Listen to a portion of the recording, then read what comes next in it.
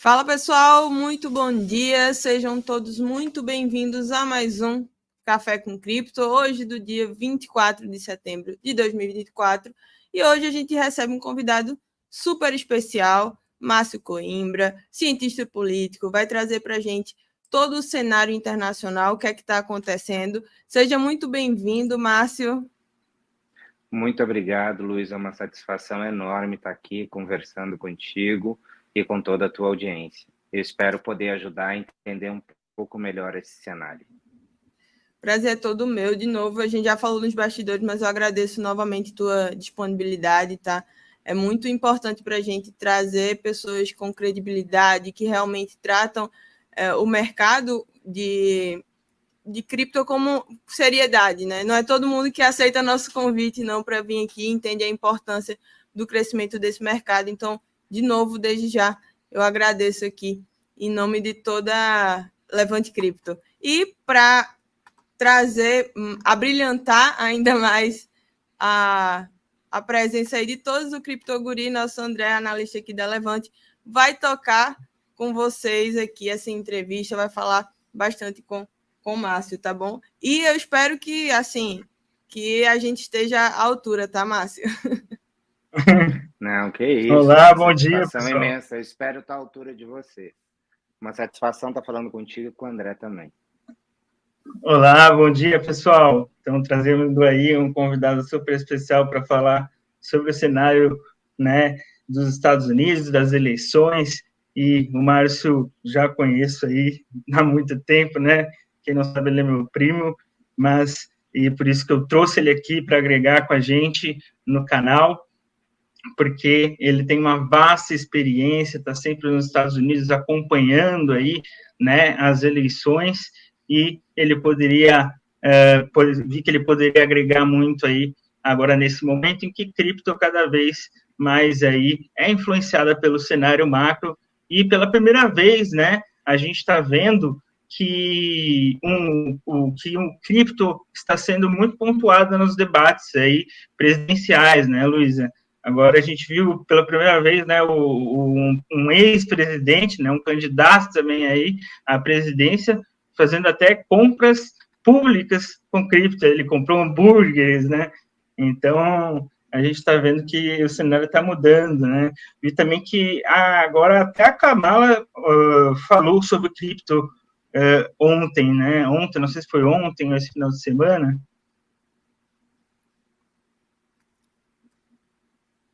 Acho que ele trancou. Isso, pessoal. Então, só para trazer uma introdução, Márcio, eu acho que a gente tem alguns pontos para trazer aqui, né? E eu queria que o André começasse com algumas perguntas. A gente sabe que a conjuntura não vai mudar por conta do mercado de cripto. Acredito que não vai ter. Cripto não vai implicar e não implica num cenário ou mudança eleitoral, porque um político A ou político B aceita cripto ou é mais friendly em relação a cripto. Acredito que a gente tem muito pé no chão, que isso não muda muita coisa no jogo. Logicamente que as aparições e as coisas que eles fazem vai viralizar e vai viralizar dentro da comunidade. Então, um exemplo ali que a gente teve a Câmara no começo falando sobre cripto como algo de bandidagem, e agora ela criou a sua própria carteira para aceitar doações em cripto. O Trump sempre foi muito pró-cripto, um cara pró-business, vamos dizer assim, então ele entende a importância de abraçar todo esse mercado, que hoje não é tão pequeno como antes, né? Então, por mais que seja uma bolha muito pequena ainda frente ao mercado de capitais como todo dentro dos Estados Unidos, eu acho que vem nadando de braçada aí há pelo menos 1 ano e meio, 2 anos, né, quando os institucionais começaram a abraçar de forma séria esse setor aí de investimento. Então, Márcio, eu queria saber um pouco, indo agora para os finalmente, o que de fato pode acontecer. Como é que está o sentimento assim do mercado com os debates, com o que pode acontecer nos próximos dias aí? Parece que falta muito tempo, mas não falta muito tempo, né? Então, como é que o mercado está vendo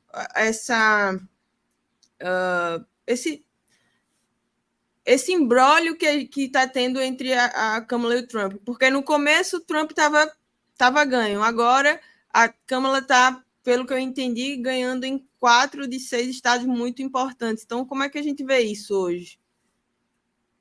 Bom, Luiz e André, primeiro, uma satisfação enorme estar aqui conversando com vocês sobre esse assunto que é tão importante, que é o mercado de cripto, e que eu tenho certeza que cada vez ganha mais tração nas discussões eleitorais. E, nesse momento, a política ainda influi muito dentro desse mercado. Então, quando a gente está falando de uma política eleitoral, quando a gente está falando de uma disputa eleitoral, como do Trump e da Kamala nos Estados Unidos, a gente vê que isso influencia muito no mercado. E para a gente ter uma melhor visão sobre isso, a gente precisa entender 2 momentos dessa campanha. O primeiro momento, que é até a desistência do Biden, né? Ali nós tínhamos uma campanha praticamente decidida em favor do republicano, em favor do Donald Trump. Ele já podia encomendar o terno da posse, inclusive, porque ele iria ter uma vitória maiúscula. Agora, depois da desistência do Biden e a indicação da Kamala como candidata, o cenário se reequilibrou. E o que eu quero dizer com isso? Eu quero dizer que para os partidos americanos é muito mais importante você ganhar a maioria no Congresso do que você ganhar a Casa Branca. Porque a Casa Branca, ela lida com determinados assuntos que são muito limitados. O que eu quero dizer? Ali na Casa Branca se lida com moeda, se lida com relações exteriores, né? E alguns outros poucos temas. A maior parte da responsabilidade está no Congresso. Então, é muito mais importante do que um partido ganhar a Casa Branca, ele ter maioria na Câmara e no Senado. Na Câmara, hoje, os republicanos têm maioria. E no Senado existe um equilíbrio de 50-50, onde a vice-presidente, que é a Kamala, tem o voto de Minerva. Então, você tem uma casa republicana e outra casa com uma tendência um pouco democrata.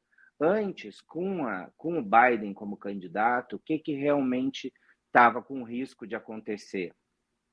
Uma vitória avassaladora dos republicanos na Câmara dos Deputados e uma vitória maiúscula no Senado.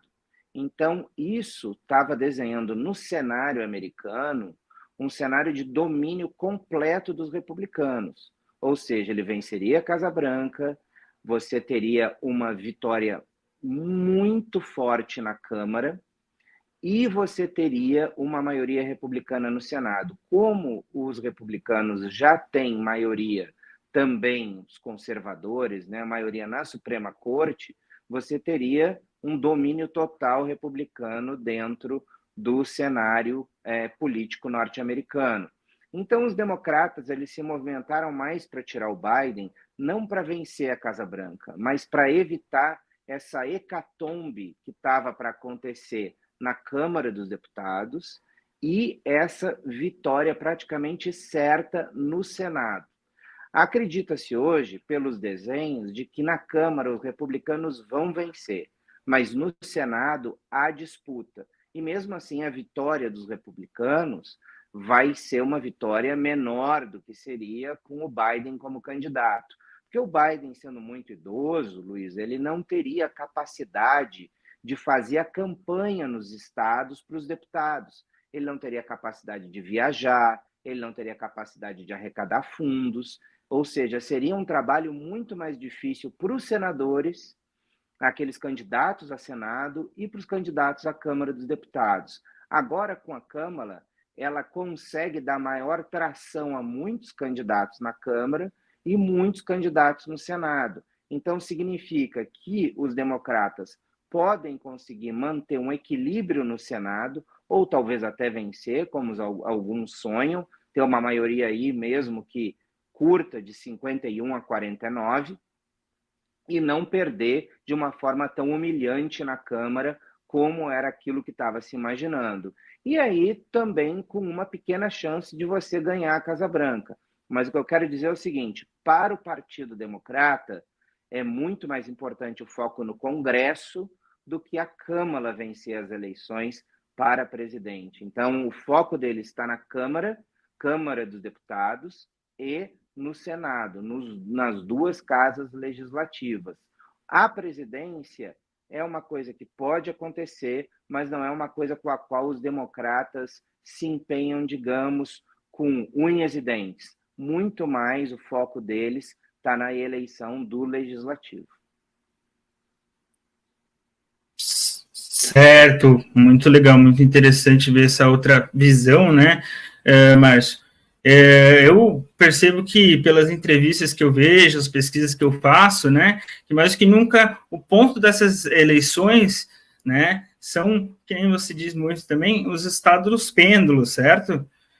Porque vemos que mesmo Kamala saindo ali na frente, nas pesquisas, também ali teve depois do debate ali um aumento, né, do percentual dela, Trump ainda continua muito forte na disputa. Exatamente, André. Você tocou num ponto-chave e o mais importante da campanha. Para a gente entender como uma campanha eleitoral americana acontece, a gente precisa entender como é o sistema político norte-americano. O sistema político, ele é o seguinte, são vários estados que se uniram em uma federação nos Estados Unidos. Então, cada estado tem um peso nessa federação de acordo com o número da população, o número de pessoas que vivem nesse estado. Então, você tem um total de eleitores de um colégio eleitoral e esse total de eleitores ele é calculado proporcionalmente de acordo com a população que vive em cada estado. Por exemplo, a Califórnia, que é o estado mais populoso, tem 55 votos no colégio eleitoral, né? E a gente tem um estado como Montana, que, se eu não me engano, tem 3 ou 4 votos no colégio eleitoral. É porque você tem muito mais gente morando na Califórnia do que morando no Montana. Um estado que começou a ter muito mais votos no colégio eleitoral recentemente é a Flórida, que eu me lembro que na eleição do Bush e do Gore no ano 2000, aquela que foi decidida na Flórida, a Flórida tinha 25 votos no colégio eleitoral. Hoje a Flórida tem 30, porque houve um acréscimo de população no estado muito numerosa nos últimos tempos. Então é nessa soma que a gente vai chegando ao resultado eleitoral americano. Aquele candidato que chegar a 270 votos no colégio eleitoral é aquele que ganha a eleição. Agora, André, como você bem colocou, existem estados que já têm uma definição prévia, que é o que nós chamamos de estados consolidados. São estados que sempre votam com os republicanos e outros estados que sempre votam com os democratas. O exemplo que eu usei aqui, a Califórnia, ela sempre vota com os democratas. Então, eles podem contar com aquele voto. E você pode ter certeza que ninguém está fazendo campanha lá, porque fazer campanha lá nesse momento é jogar dinheiro fora, gastar tempo e recursos de propaganda eleitoral na Califórnia é uma perda de tempo, porque a Câmara vai ganhar lá. A mesma coisa em Nova York, que é um estado tradicionalmente democrata, Massachusetts e todos os estados do norte, que é o que a gente chama de Blue Wall, ou seja, são estados que sempre são de tradição democrata, o estado de Washington, o estado de Minnesota, são estados que a gente sempre vê do lado democrata. Agora, existe também o Red Wall, que são aqueles sempre que são republicanos. Texas é sempre republicano, os estados do sul, Mississippi, Alabama, eles sempre têm essa característica. Agora, como você bem lembrou, André, existem os estados pêndulo, e é aí onde a eleição se decide, que são estados onde numa eleição eles votam com os republicanos e noutra eleição eles votam com os democratas. Existem 3 estados que são seminais nessa eleição, que são os estados de Wisconsin, o estado do Michigan e o estado da Pensilvânia, especialmente. Esses 3 estados eram estados que faziam parte do Blue Wall, eles sempre votaram com os democratas, porém, na eleição de 2016, o Trump conseguiu penetrar com seu discurso nesses 3 estados, e esses 3 estados viraram para o lado republicano. Em 2020, a gente tem esses estados retornando para o lado democrata, porque foi uma eleição atípica, teve a pandemia, então foi uma eleição um pouco diferente. E em 2024, a expectativa é o quanto importante será a campanha de Trump nesses 3 estados. Porque se ele vencer nesses estados, ele vence a eleição. Esses estados são essencialmente importantes. A gente tem outros estados que são também pêndulo, o estado de Nevada, o estado de Arizona e o estado da Carolina do Norte. Mas esses 3 estados devem ir para o lado do Trump. À exceção de Nevada, onde há um pouco de dúvida e a tendência pode ser também pró-democrata. Mas a gente, se colocar nessa conta desses estados, a gente teria, vamos supor, Nevada com os democratas, Arizona com os republicanos, Carolina do Norte com os republicanos e a Geórgia, que também se tornou um estado pêndulo, também com os republicanos. A grande questão ficaria decidida nesses outros 3 estados que eu falei para vocês: Pensilvânia, Michigan e Wisconsin. Então, não adianta ninguém olhar pesquisas eleitorais nacionais, onde a Câmara aparece na frente do Trump, porque elas de nada adiantam para a gente entender o cenário. A gente precisa olhar estado por estado, e eu indico sempre para todo mundo olhar esses 3 estados: Michigan, Wisconsin e especialmente Pensilvânia. Eu entendo que essa eleição vai ser decidida na Pensilvânia. Eu já participei como assessor dentro do Partido Republicano de campanhas presidenciais. E a gente já teve, quando eu viajo pelo interior dos Estados Unidos, eu vejo muito como isso acontece, aonde que está essa movimentação. Então, nas campanhas presidenciais que eu participei como assessor dos candidatos a presidente no passado, a gente via muito essa movimentação do interior, ele é muito importante. Eu tive agora, cerca de 1 mês e meio atrás, nos Estados Unidos, viajando por esses estados pêndulo no interior. E no interior deles, eu vi um movimento pró-Trump muito grande. Mas, naquele momento, a Câmara ainda não tinha assumido sua candidatura. Então, pode ser que isso tenha mudado um pouco dentro desses estados. Mas fato é que as pesquisas que eu vejo dentro desses estados hoje, elas mostram pró-democrata no Wisconsin e no Michigan e pró-republicano na Pensilvânia. Se isso continuar desta forma, o Trump vence a eleição.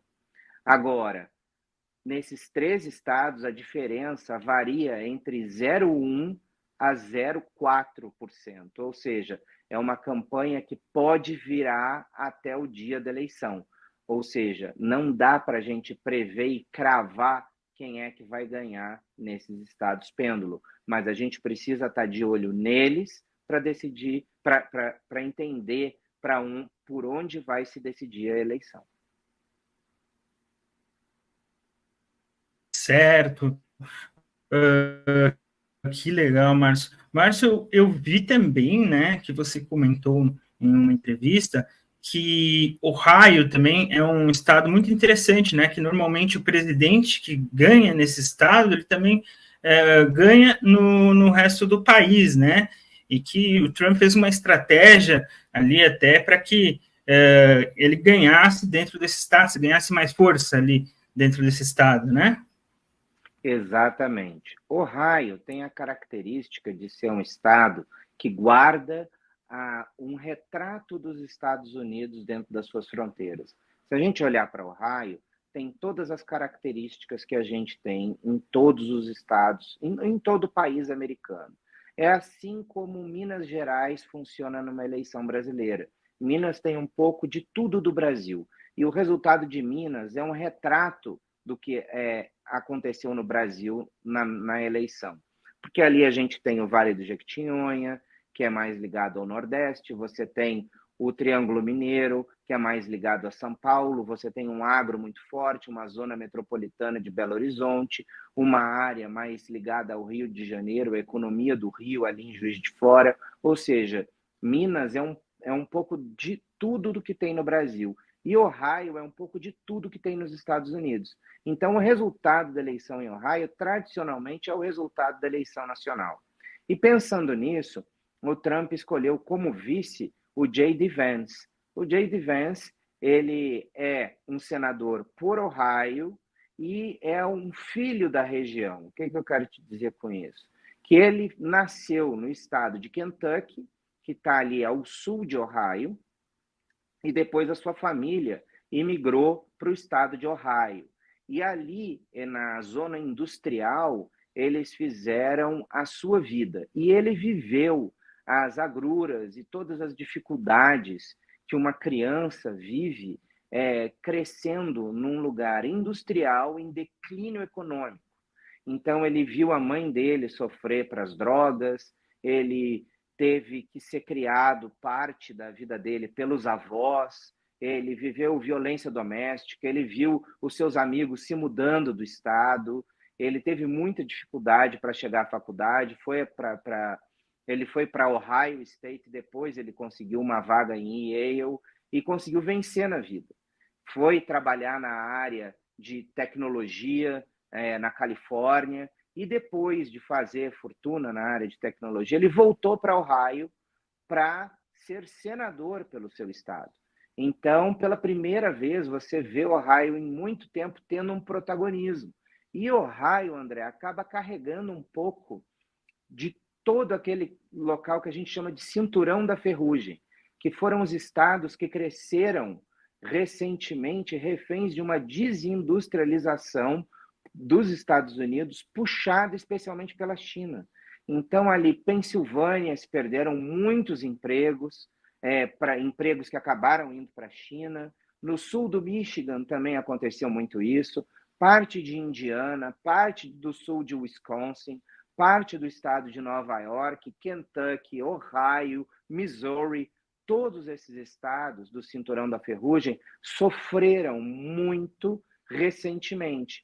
Então, são os americanos que mais querem uma América para os americanos. Eles querem um presidente que defenda os seus empregos, que defenda as suas empresas, que defenda as suas indústrias, se tornaram extremamente nacionalistas em tempos recentes e puxam um voto que é um voto muito importante e que o Trump conseguiu captar em 2016.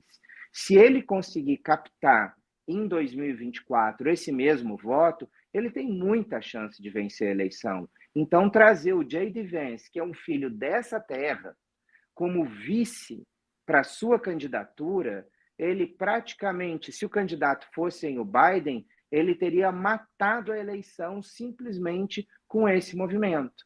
E a gente também tem que lembrar de outras coisas importantes. Nesse mesmo Cinturão da Ferrugem, foi onde o Partido Republicano realizou a sua convenção. Ele realizou a convenção no estado de Wisconsin, que é o estado onde os republicanos ainda buscam vencer. O Trump sofreu o atentado dele na Pensilvânia. E o J.D. Vance é um candidato a vice de Ohio. Ou seja, só ele conseguindo mover as peças nesses 3 estados, se ele conseguir vencer nos 3, ele vence a eleição. Existe também outro fato que é muito importante, que eu não queria deixar escapar, é que a Câmara teve a vitória nas mãos dela quando ela teve para indicar o seu vice. E que, na minha opinião, indicar o vice que ela indicou, que é o governador do Minnesota, foi um erro, porque o Minnesota é um estado tradicionalmente democrata.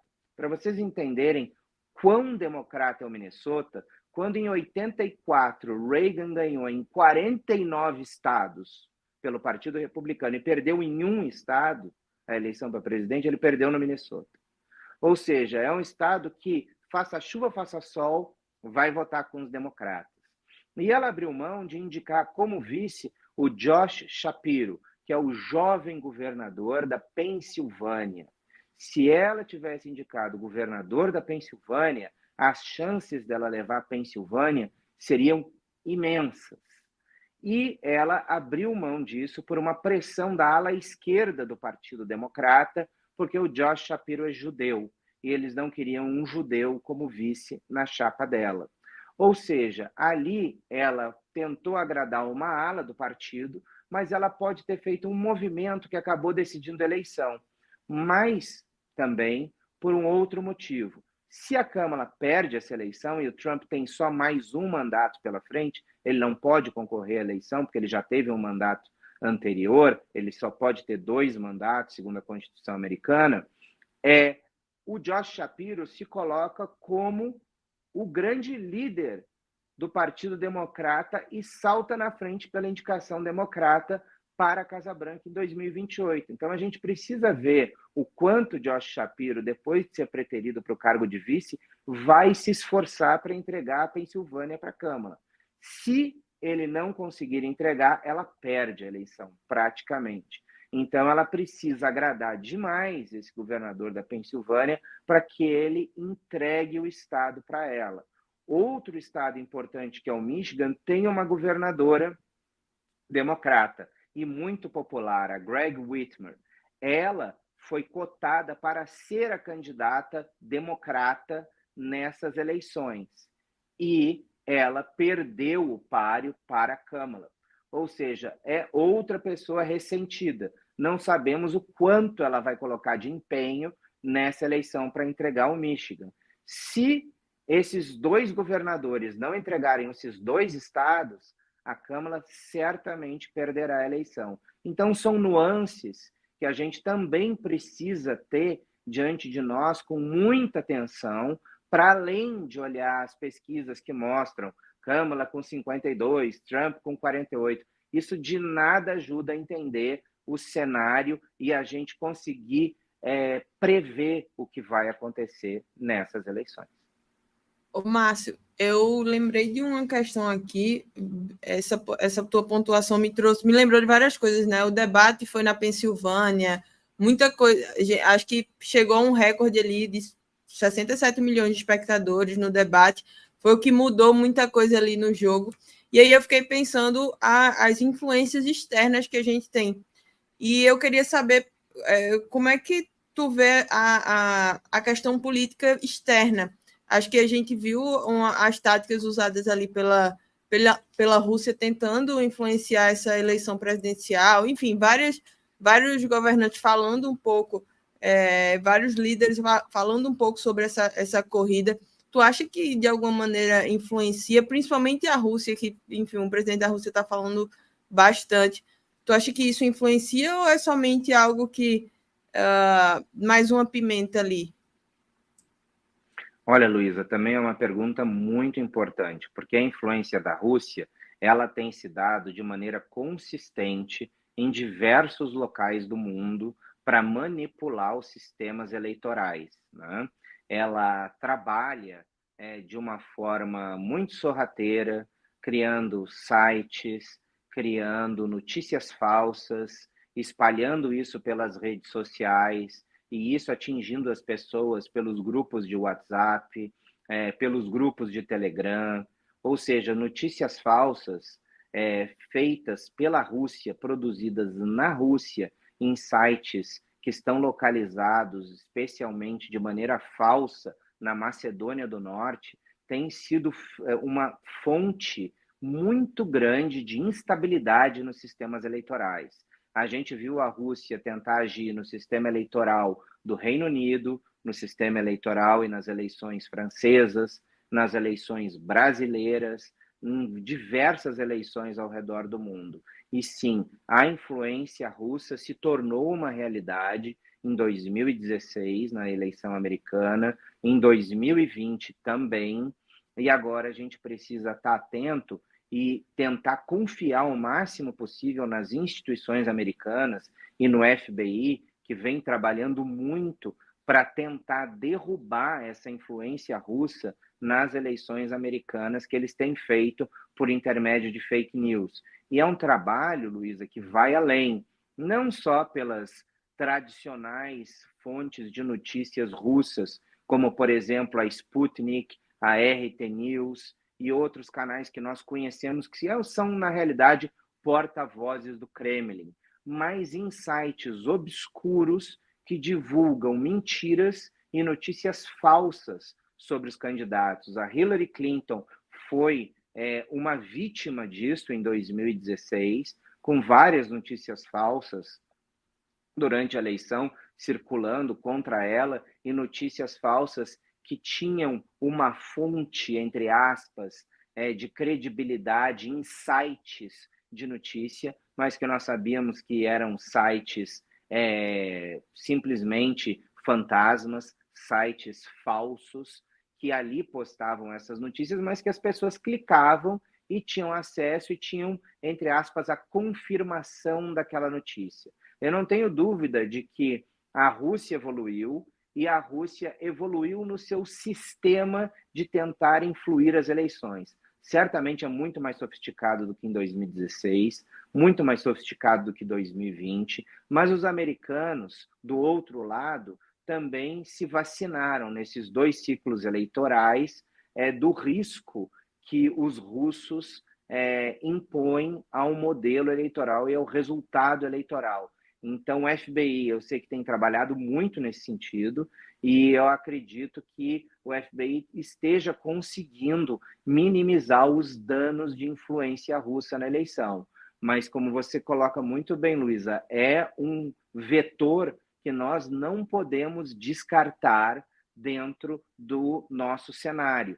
Quando a gente avalia os cenários eleitorais e o impacto que isso vai ter na economia, para cripto e etc., com certeza essa é uma variável que a gente tem que sempre levar em consideração.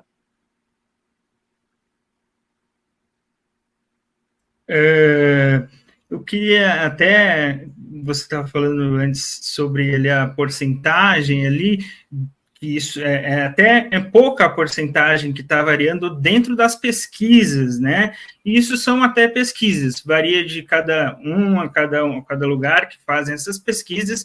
Inclusive, a gente pode pegar como base, né, a última eleição que Trump ganhou, ali contra a Hillary Clinton, né, onde ele teve ali, em termos de porcentagem, menos votos, né, mas ganhou as eleições, né? Exatamente, André, isso é muito importante.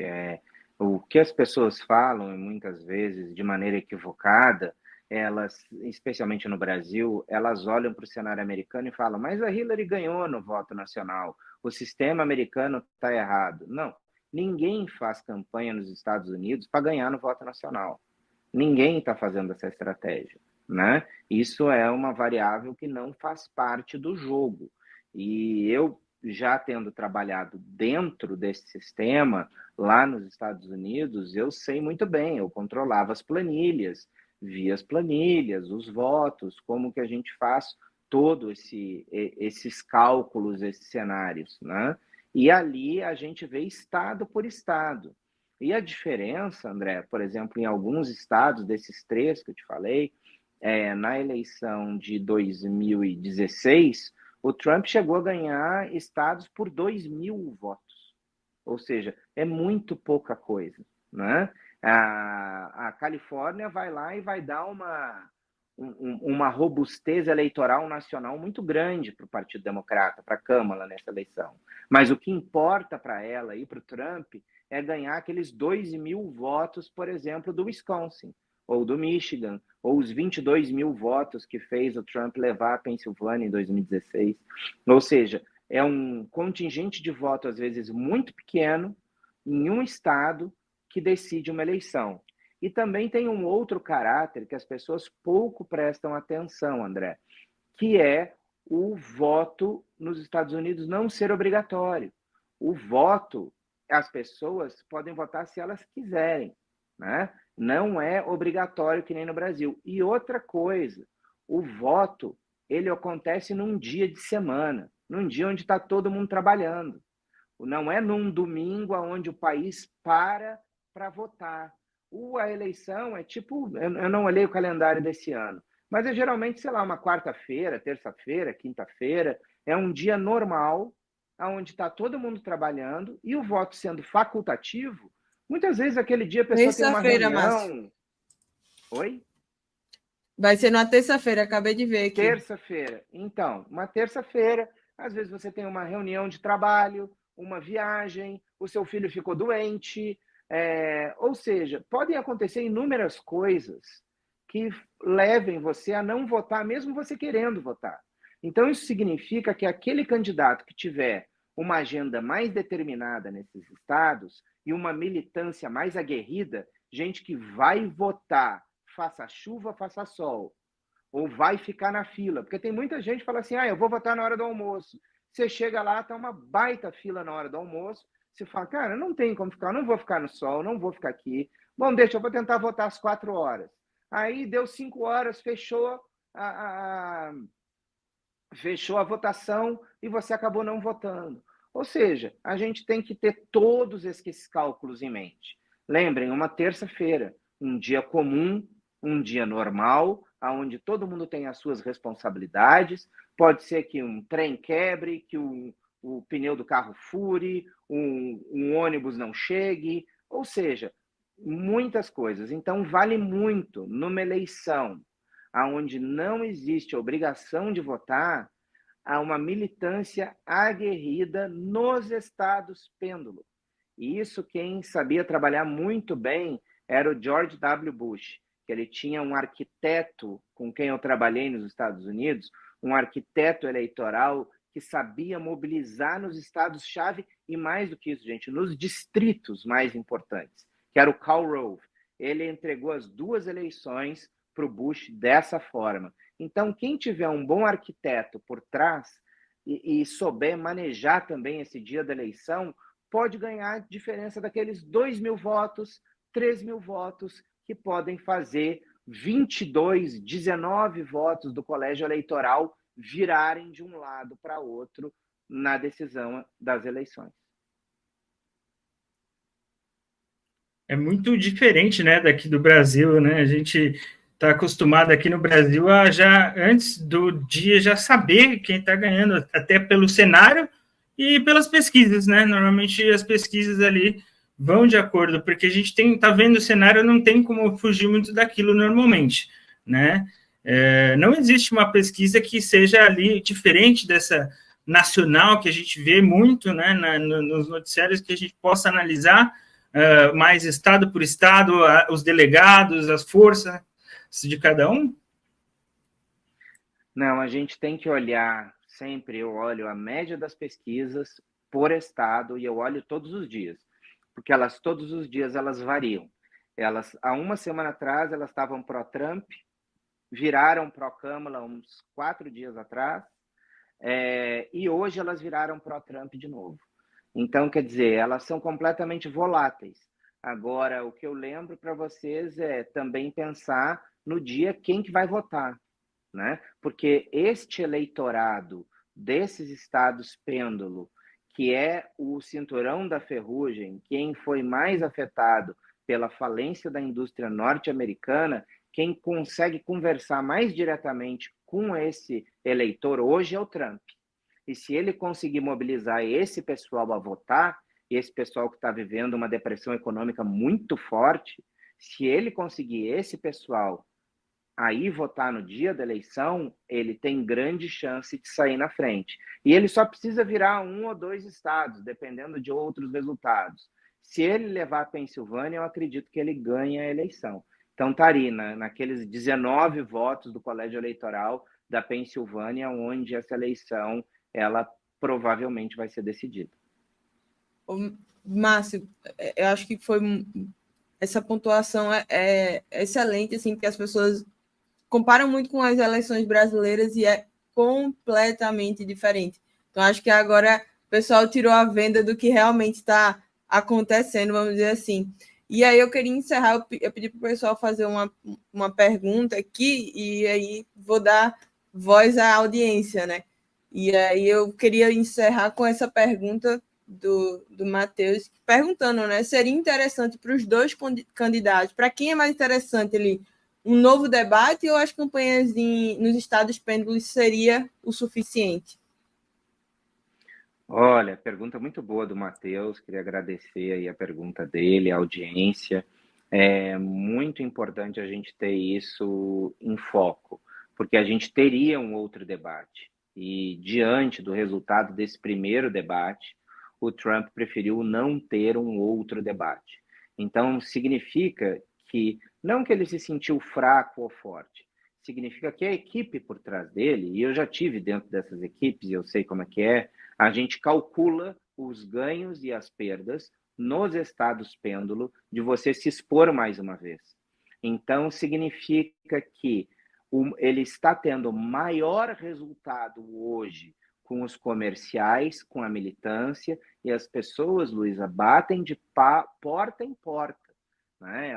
É uma militância que a gente chama de grassroots, ou seja, as pessoas saem, você bate na porta do vizinho, você bate na outra porta e fala, oh, posso colocar um sign, né? um cartaz no seu front yard, eu posso fazer isso para você? Aí a pessoa vai lá, topa e você coloca, né? Então, são essas todas as coisas que fazem essa diferença. Então, significa que o Trump está sentindo uma reação melhor com o modelo de convencimento com o qual eles estão trabalhando. Também, eu tenho um celular americano, que eu passo parte do meu tempo trabalhando nos Estados Unidos, parte no Brasil, e eu tenho um chip americano no meu telefone. E o que eu recebo de mensagem de SMS das candidaturas não é mole.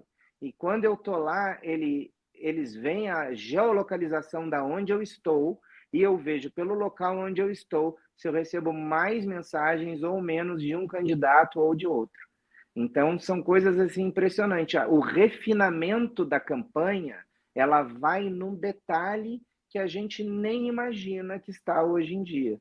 Então, vai pela geolocalização dos celulares, vai quem está recebendo essas mensagens. Então, o Trump ele avaliou que, nesse momento, tá bom do jeito que está. E que se ele fosse para um debate, ele poderia perder. E tem uma coisa, Luísa, que eu trabalho em campanhas há muito tempo. Debate não faz você ganhar a eleição, mas faz você perder a eleição. Então, para quem está bem, o melhor é não ter debate. Simplesmente o debate pode servir para te enfraquecer. Então, se você está atrás, você quer debate. Se você está liderando, você não quer debate. Então, essa é uma máxima que a gente tem dentro das campanhas e que é muito importante. Então, se o Trump não está querendo debate, é porque ele está liderando. Porque se ele estivesse atrás, ele ia querer esse enfrentamento. Então, vai mais ou menos nesse sentido a resposta aí para o Matheus. Inclusive, Márcio, agora me veio um pensamento. Foi a primeira vez que tiveram um debate tão antes, né, das eleições ali, anteriormente aos dias das eleições ali com o Biden, né? E foi isso realmente o fator decisivo para eles, né?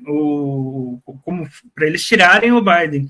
Talvez se o Trump não tivesse aceitado fazer esse debate tão próximo, tão anteriormente aos dias das eleições, fosse melhor para ele, eles não teriam tirado o Biden, ou isso já vinha sendo programado mesmo antes disso? Não, já vinha, André, um movimento para tirar o Biden há bastante tempo, né? Já se vinha numa tentativa de convencimento da desistência dele há bastante tempo.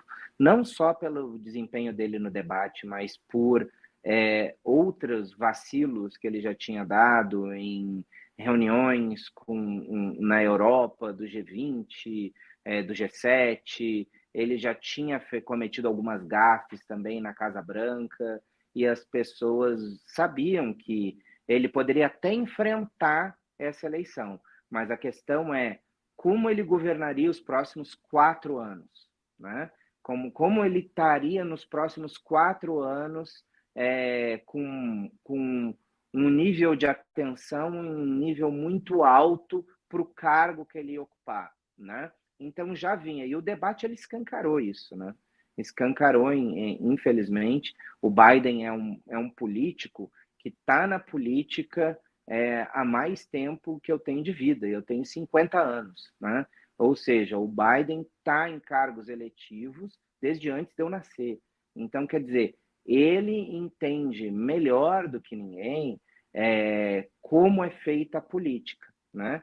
E ele entendeu depois que ele estaria levando o Partido Democrata a uma derrota histórica, né? É uma derrota de proporções que nunca se haveria, nunca se tinha notícia em tempos recentes. Então ele preferiu sair, claro, ele negociou, deve ter negociado essa saída dele, não foi porque é melhor só para o partido, mas ele deve ter feito uma negociação dessa saída dele, e o partido seguiu o seu rumo com a Kamala Harris. Provavelmente até ele escolhendo quem seria, né, a candidata. Aquela história de que quando ele desistiu, ela passou o domingo no telefone falando com lideranças do partido para ver se angariava apoios. Aquilo não é verdade. Aquilo já estava decidido que era ela, mas você precisava fazer aquela mise-en-scène. Eu estava em Washington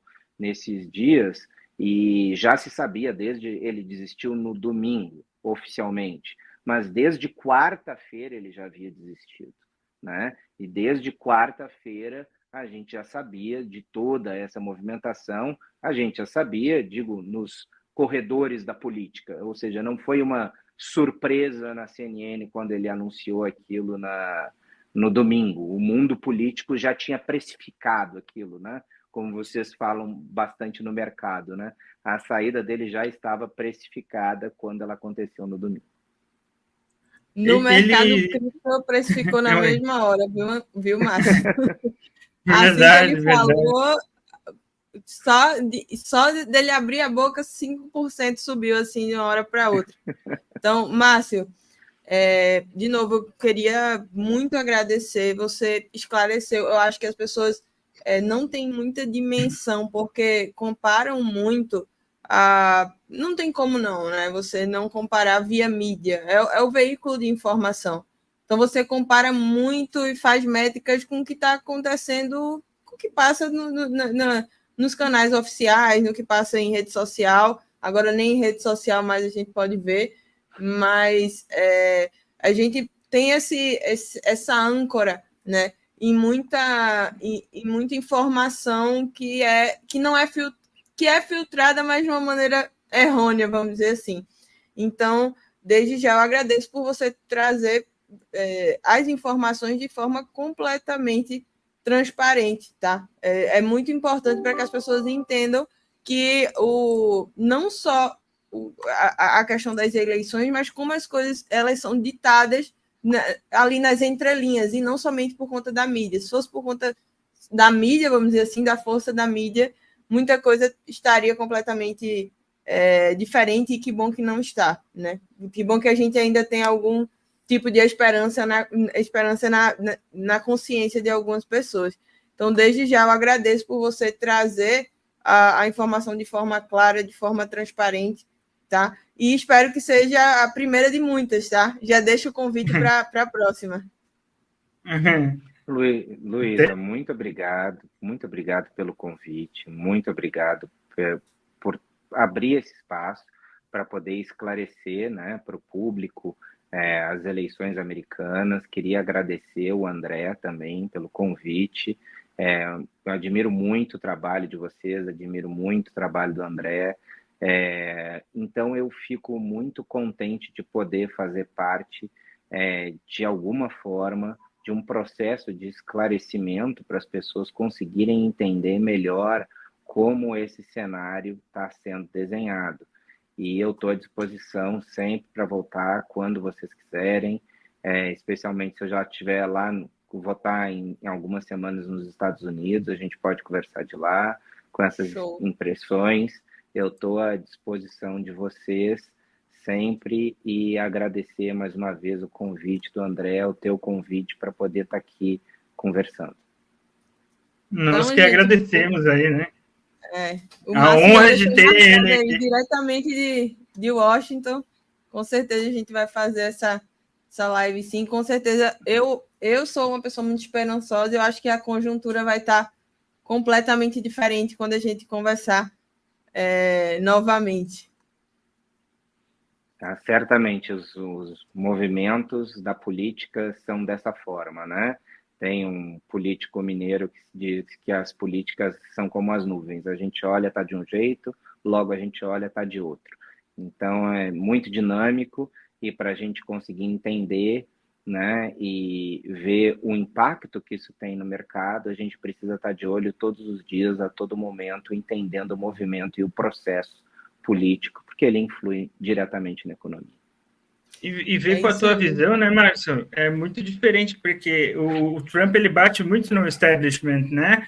E na mídia, né? Então, até antes, quando não tinha ele banido ali, o X lá, ele tinha postado ali um vídeo batendo ali, né, na mídia, assim, mostrando realmente as CNN, etc. E eu acho que isso influencia muito também em como eles reagem aí nisso. Então, ter uma visão assim mais profunda como tu pode dar para a gente de dentro faz a diferença. Muito obrigado aí, a honra da sua presença. Eu que agradeço, André. Muito obrigado. Obrigada, Márcio. Gente, deixa o like, compartilha essa joia de entrevista com as pessoas, para que as pessoas consigam, de fato, entender o que está acontecendo, o que pode acontecer nas próximas semanas. E espero ver o Márcio muito em breve. Márcio, muito obrigada. Fica à vontade aqui, o espaço é teu. Sempre que puder, por favor, é só falar com a gente.